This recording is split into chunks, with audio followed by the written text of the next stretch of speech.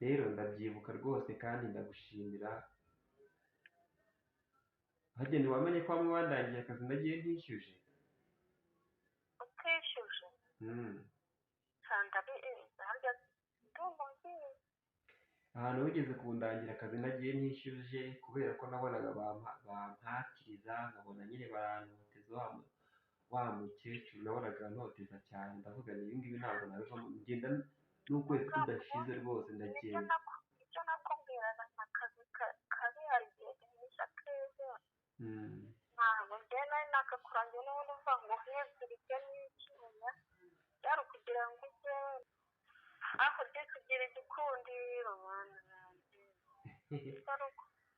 utari ukuba witwaye neza. nyine ndabishimira mu byo nshimira Imana nyine, kandi buriya ni isomo, hari kugira igikundiro, kugirirwa icyizere, ibyo byose iyo utabashije kuba wabitwara nyine neza ngo ubijere, harabona amahirwe nk'ayo ugasanga nyine ntabwo byajije umusaruro, wenda bakabyitwaramo nabi. ubizi noneho tekereza mbere ya hariya, ibuka noneho n'ibyari byabanje. harya tugikorana hano Kicukiro, wari uzi yuko twabanaga ngira umwenda umwe? urabyibuka cyangwa ntabwo ubyibuka? ukuntu wajyaga hari ibyo wajya ugemura rimwe tukubwiye yakakubwira ngo mbare neza hindura imyenda. hari igihe saa yine wajyaga wiruka ukajya kumesa agashati wari wambaye kugira ngo ukajyane gasa neza. byari urugamba rero, urumva nyine hari ubundi niho urebera umuntu, urumva kari kamwe ariko kahoraga gakeya cyane. nkeka ko na mama Nicole ariyo mpamvu yantoranye, akavuga ati nta wundi muntu ugemura ni uyu nguyu, ntabwo yakundaga kubiha wa muhungu wundi buriya. ariko numvaga igihe kimwe bizakunda tu, ntabwo njya ncika intege ubundi. ubu ngubu nyuma ya ka gapantaro kamwe, nyuma ka gashati kamwe, ubu ngubu ufite imyenda myinshi, ndambara yewe hari n'ubwo mbura n'uwo nambara. wumva ukuntu nyine ibyo ngibyo ngiye mbishimira Imana, mbere naho yavuye naho yageze, ni ibintu byo kwishimira cyane. mbere y'uko dutangira, hari amagambo ari mu ivanjiri ya Luka, umutwe wa 10 umurongo wa mbere kugeza ku wa 16. ivanjiri ya Luka umutwe wa 10 umurongo wa mbere kugeza ku wa 16. wenda ntabwo ndi buyisome yose, ariko uwo murongo muze kuwusoma. gusa hari amagambo aryoshye cyane avuga ngo imirima yeze ni myinshi ariko abasaruzi ni bake. nimusabe rero nyir'imyaka yohereze abasaruzi mu mirima ye. reka ndisubiremo, imirima yeze ni myinshi ariko abasaruzi ni bake. nimusabe rero nyir'imyaka yohereze abasaruzi mu mirima ye. ushobora kwibaza impamvu ntoranyije iyi vanjiri, ushobora kwibaza impamvu natoranyije uyu murongo. hari andi magambo agira ati, nyagasani Yesu ahamagara abo yishakiye kandi akabahamagara igihe ashakiye, akabikora no mu buryo abishatsemo. abo yitoreye niwe ubatuma nk'uko yatumye abigishwa 72, maze akabohereza babiri mu mijyi yose na hahandi hose. yarababwiye ati, hano ni wa murongo bimaze kubasomera. yarababwiye ati, imirima yeze ni myinshi ariko abasaruzi ni bake. nimusabe rero nyir'imyaka yohereze abasaruzi mu mirima ye. impamvu natoranyije amagambo nk'aya, ngira ngo nk'uko mubyumvise muri iyi vanjiri, imirima yeze ni myinshi ariko abasaruzi ni bake. nshaka kuvuga iki? ubutumwa tugomba kubwira inshuti zacu ni bwinshi bugereranya n'imirima yeze, ariko abasaruzi ni bake. abavugabutumwa ni bake. Ni ukuvuga ngo cyangwa se abasingiza Imana ni bakeya. Ibyo kuyisingiriza ni byinshi ariko abayisingiza ni bakeya. Aka kanya nifuje kuba muri abo bake bayisingiza, bayishimira ibyiza yabagejejeho, bayishimira aho yabakuye, bayishimira aho ibagejeje, bayishimira ibyo yabahaye, bayishimira ibyo bungutse. Ndashimira Imana rero by'umwihariko yabashije kugeza ku myaka nagize. Rwose mufashe tuyishimire kandi ibisingirizwe kuko irabikwiye. Ngira ngo wenda turaza gusoza iki kiganiro hari isomo ukuyemo, by'umwihariko nakwita isomo ry'ubuzima. Isomo ry'ubuzima mu mibereho ya buri munsi ya muntu. Ni byinshi duhura biduhangayikisha, ni byinshi duhura biduca intege mu byo dukora, mu nzira tunyura, mu byo duhura nabyo byose. Ariko intwari ibyicamo byose nticika intege, ahubwo iyo izi icyo ishaka irahatana paka igeze ku cyo yiharaniye kandi yifuza. Rero nk'uko nabibabwiye, ibyo gusingiza Imana byo ni byinshi cyane. Niyo mpamvu ndi hano kugira ngo dusingize Imana kandi tuyishimire ibyiza yatugejejeho, tuyishimire ibyo yaturokoyemo, tuyishimire inshuti yaduhaye, tuyishimire. Ni byinshi. Ndabizi ko nawe uri kureba iki kiganiro ufite byinshi washimira Imana, ibyiza yagukoreye n'ibyo yaba yarakugejejeho byose. Uyu munsi ndashaka ko tuganira ku kintu ku ngingo ivuga iti nawe wabishobora.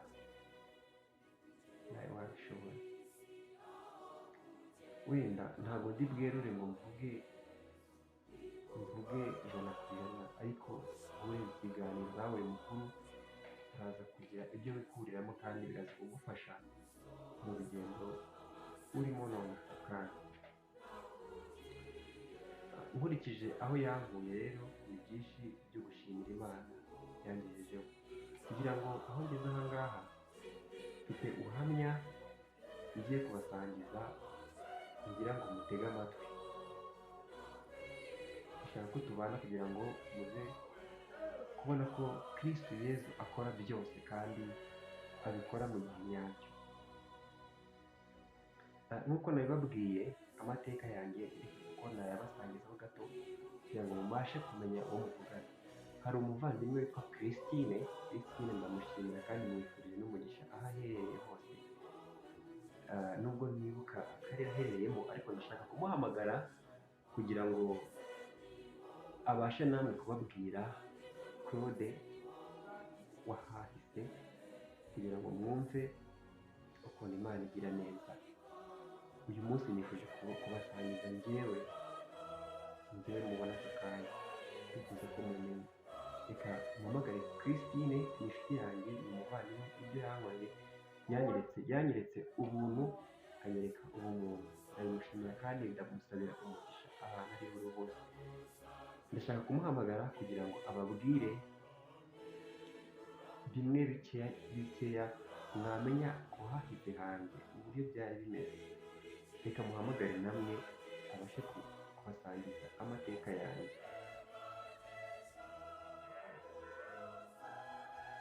Arayifata se?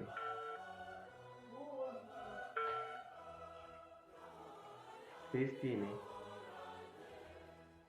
Halo? Wasinziriye?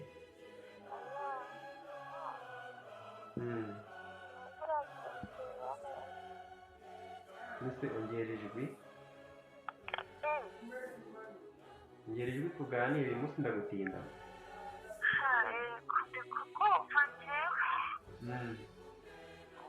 Aka kanya rero ngira ngo ndagutunguye, ariko ndashaka ko tuganira. ndabizi duherukana kera kubera ikibazo cy'ubuzima buba butoroshye muri iyi Kigali nawe urabizi, ariko urabizi ko nta mutima mubi. ndabizi ntawarengana. Byinshi rero twacanyemo desi urabizi byose buriya ndabyibuka, ari njye nicara nkagusabira umugisha. Gusa kano kanya bikumva nagize isabukuru. wagize isabukuru? Yewe niyo mpamvu nifuje kugukorera surprise nkaguhamagara, kubera ko hari byinshi nyine buriya mba nibutse ndifuje kuguhamagara. isabukuru nziza. Urakoze cyane, ndagutekereje kuri uyu munsi wanjye w'amavuko, ndagutekereje. Gusa ikindi wamenya, ndakumva. Hano Ndi kumva. uyu munsi rwose numvise ngomba gufata umwanya nkagusabira umugisha Kristi. ndawakiriye nukuriye. ahubwo nawe Imana iguhe umugisha. iduhane n'ibinakunda tuzabona rwose ngushimire. Umunsi wagarutse muri Kigali hajya uherereye he? Karongi. Nibikunda ukagera muri Kigali tuzavugane rwose ngushimire, kuko rya joro uraryibuka, ijoro wancumbikiyemo?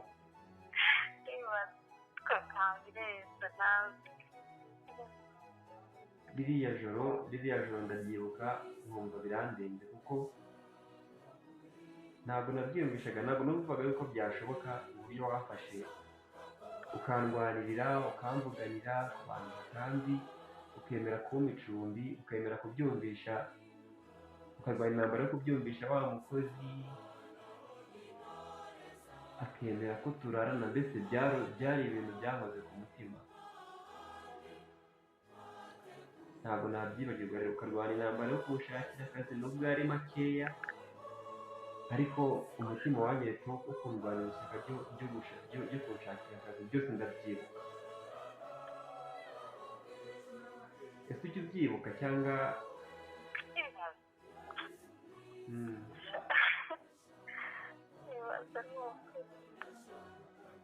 biriya nibyo byankoze ku mutima rero pe, kuko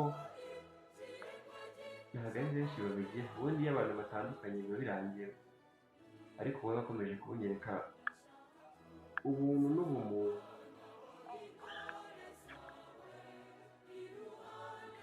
Rero ndabyibuka rwose kandi ndagushimira. Hageni wamenye ko bamwe bandangiye akazi nagiye ntishyuje. utishyuje?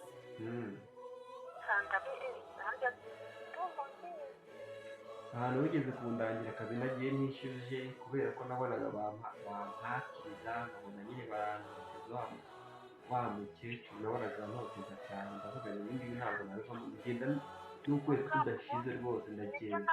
icyo nakubwiraga ni akazi kabi, hari igihe kiza keza. ntabwo njyewe nari nakakurangiye n'ubundi uvuga ngo uhezurike n'ikimenya, byari ukugira ngo ujye wenda ugeze n'uburyo kuba washaka n'akandi kwegere wegereye mu mujyi. urabizi ko nabanje kubikubwira nk'ubwa ntiwahareka gusobanura ko atari heza n'iki, ukavuga uti werekana kandi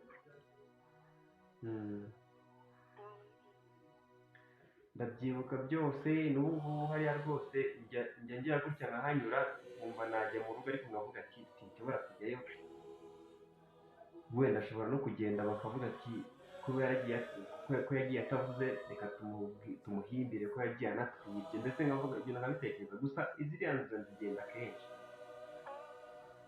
ariko umutima wo kuhinjira simugire, kuko mbavuga ati se ko nagiye ntasezeye, baza kungerekera ibintu yagiye atwibye ibi n'ibi, ugasanga bimbanye ibibazo, nkabyihorera nkarushaho mwigendera.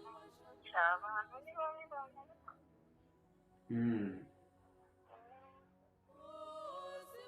nyine ngahe nguko byose ndabyibuka. ubu se wujuje ingahe? 25?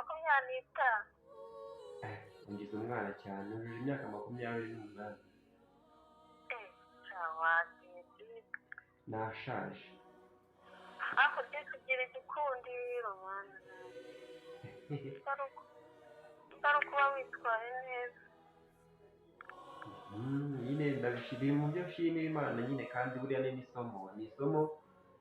Hari kugira igikundiro, kugirirwa icyizere, ibyo byose iyo utabashije kuba wabitwara nyine neza ngo ubijere, harabona amahirwe nk'ayo ugasanga nyine ntabwo byajije umusaruro, wenda ukabyitwaramo nabi. Niba ugiriwe icyizere ugahemuka, niba ugiriwe igikundiro ugasa nkaho nyine utengushye abakugirira igikundiro, ukabatenguha, mbese isura bagutekerezagamo ntibaba ariyo bakubonamo. Icyo gihe rero bisaba kwitwararika, bigasaba nyine guhora no kubisaba Imana nabyo ni ingenzi, kuko ntabwo wowe ubwawe wabyishoboza. ubwo rero iyo umuntu ari mu murongo mwiza n'Imana iramushyigikira. rero rwose si ubizi, noneho tekereza mbere ya hariya, ibuka noneho ibyari byabanje harya ugikorana kwa hano Kicukiro. wari uzi yuko twabanaga ngira umwenda umwe? urabyibuka cyangwa ntabwo ubyibuka? ukuntu wajyaga hari n'ibari ibyo wajya ugemura rimwe tukugenda akakubwira ngo mbare neza imyenda. hari igihe saa yine wajyaga wiruka ukajya kumesa agashati wari wambaye kugira ngo ukajyane gasa neza. byari urugamba rero, urumva nyine hari ubundi niho urebera umuntu, urumva kari kamwe ariko kahoraga gakeya cyane. nkeka ko na mama Nicole ariyo mpamvu yanzanye akavuga ati nta wundi muntu ugemura ni uyu nguyu. ntabwo yakundaga kubiha wa muhungu buriya, ariko numvaga igihe kimwe bizakunda tu. ntabwo njya ncika intege ubundi.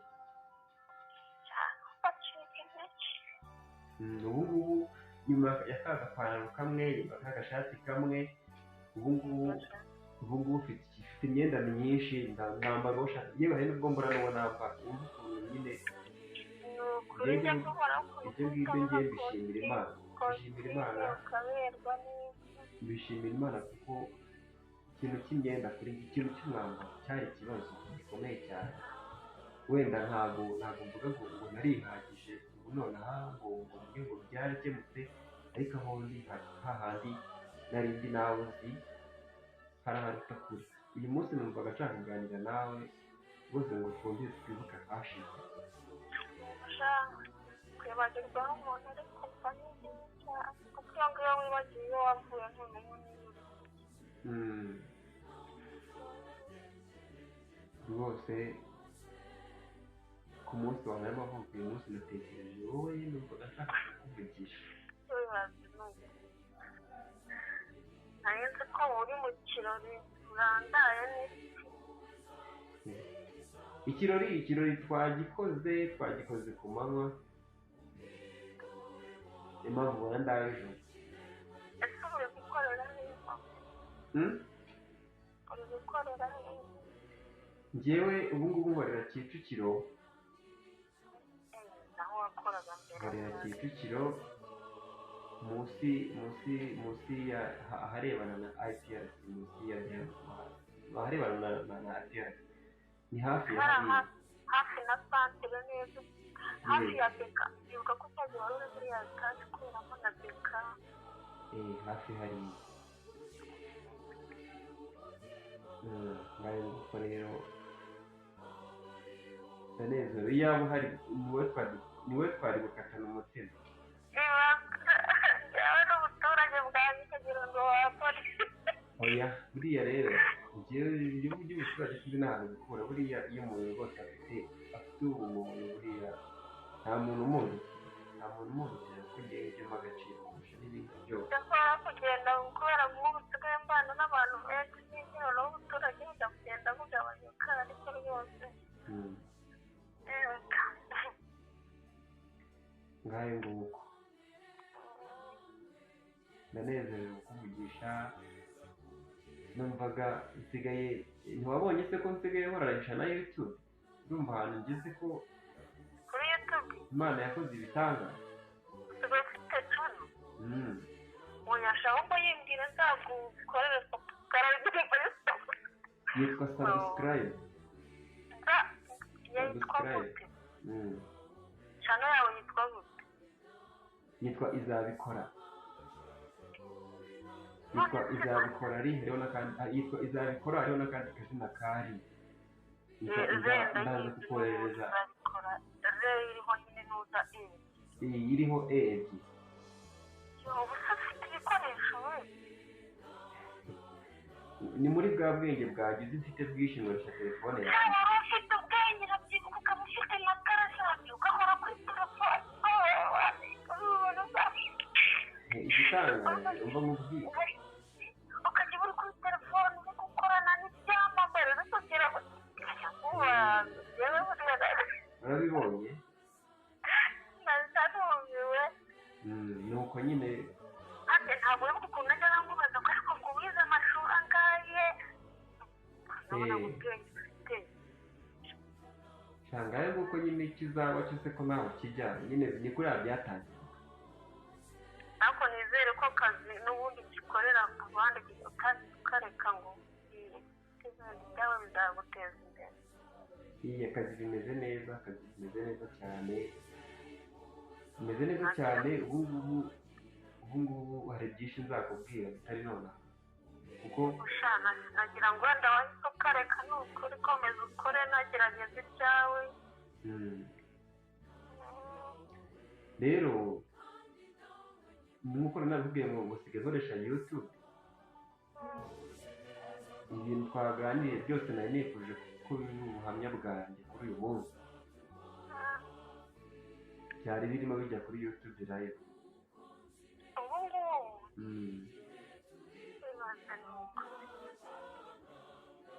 numvaga nshaka kubika aya mateka kuko hari benshi baba bashaka kumenya umuntu, bashaka kumenya we, bakumva nyine nabo barihebye, ariko numva bashaka kubabwira akantu nk'aka ngaka aho umuntu yavuye iyo yaracitse intege nyine ava aho ahantu ari akagera ahagera. cyane ni ukuri ntabwo ikintu kibi mu buzima ni ugucika intege. nuko rero Christine ndagushimiye kandi rwose ngomeje gusabira imigisha myinshi kandi ngenda kwikorera.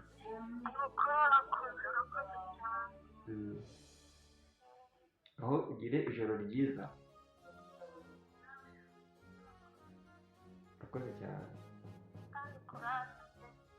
urakoze ni ukuri. amen.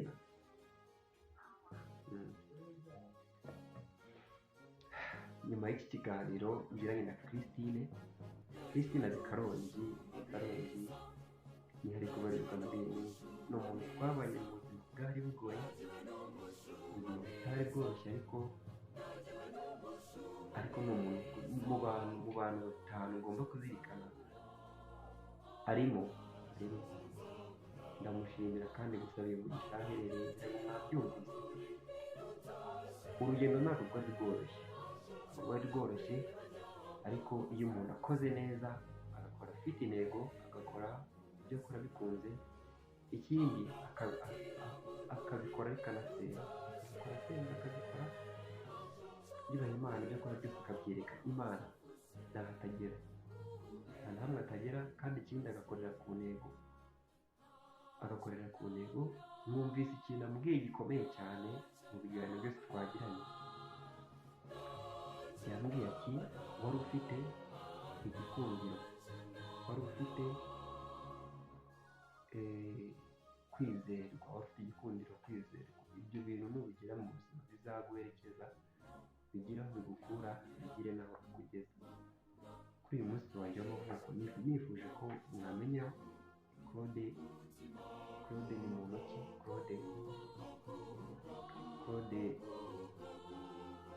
Claude wa none ahafite he n'ihe hateye hate. rwari rurerure, gusa aka kanya ndashimira Imana ko hari aho yamvanye, hari n'aho yangejeje. Mu rugo ni mu karere ka Gisagara, umurenge wa Kibirizi, mu kagari ka Rubare. Gusa ubu ndi mu mujyi wa Kigali, mu murenge wa Kicukiro, mu karere ka Kicukiro. Ibyo nkora ibijyanye ngaburira abantu, mbese nkora resitora. dukorera aharebana na IPRC Kigali, munsi y'inyubako yitwa Diamond House. Wenda ugeze muri Kicukiro uzaze nawe duteze imbere, ugomeze ufashe mu rugendo rwanjye, ufashe mu hazaza hanjye. Nawe uzaba ugize uruhare mu iterambere ryanjye nuramuka ushyigikiye imirimo y'amaboko yanjye. Imana iduhane umugisha kuri uyu munsi wanjye w'amavuko, kandi ikomeze itugire beza buri munsi, kandi mwe mwese mwabashije kwitabira umunsi wanjye w'amavuko, ndabashimira kandi mbifurije amahoro y'Imana. Imana ibamere umugisha, ndabakunda.